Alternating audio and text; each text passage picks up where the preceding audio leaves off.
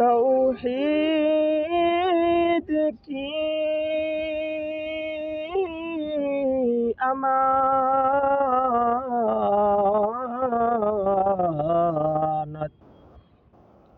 सीनों में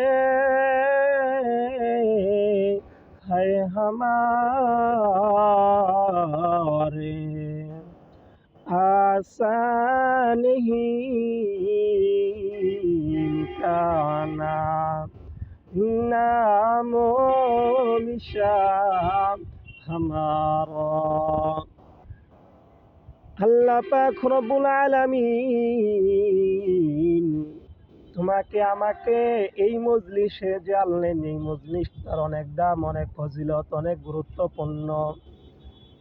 এই মজলিসের এতই ফজিলত, এতই গুরুত্ব, আল্লাহ পাক রব্বুল আলামিন ফেরেশতাদেরকে ডাক দিয়ে বলে, ও ফেরেশতা, এই মজলিসে যে আমার বান্দাগুলো বসলো তার কারণ কি?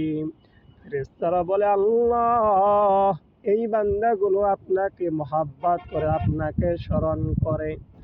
আল্লাহ পাক রব্বুল আলামিন ফেরেশতাদেরকে ডাক দিয়ে বলে, ও ফেরেশতা, তারা কি আমাকে দেখেছে? ফেরেশতারা বলে, আল্লাহ, না, তারা আপনাকে দেখে নাই। তারা আমার নবীকে দেখেছে না, তারা আপনার নবীকেও দেখে নাই।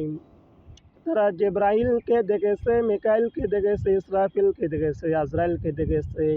ফেরেশতারা বলে, আল্লাহ, না না, কোনো মানুষকেই দেখে নাই।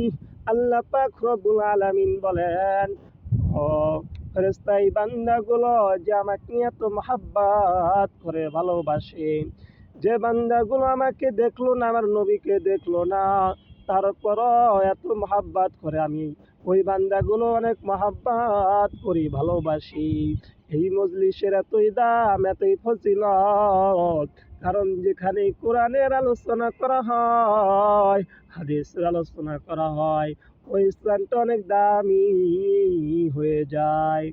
এজন্য ভাই, তোমার যদি সময় থাকে তাহলে যেখানে দেখবা কোরআন আলোচনা করা হয়, হাদিসের আলোচনা করা হয়, ওই স্থানটায় 2টা মিনিট হলেও তুমি বসবা। দেখবা তোমার আল্লাহ পাক রব্বুল আলামিনের স্মরণ হবে, রাসূলের কথা স্মরণ হবে, জান্নাতের কথা স্মরণ হবে, জাহান্নামের কথা স্মরণ হবে। আর এই কারণে যেগুলো দিনে মজলিস, ওই স্থানগুলো আমাদের সকলে বসার প্রয়োজন আছে কি নাই? অবশ্যই আছেন। এই জন্য আমরা বেশি বেশি ওই সমস্ত মজলিসে বসব যে স্থানে কোরআন আলোচনা করা হয়, হাদিসের আলোচনা করা হয়।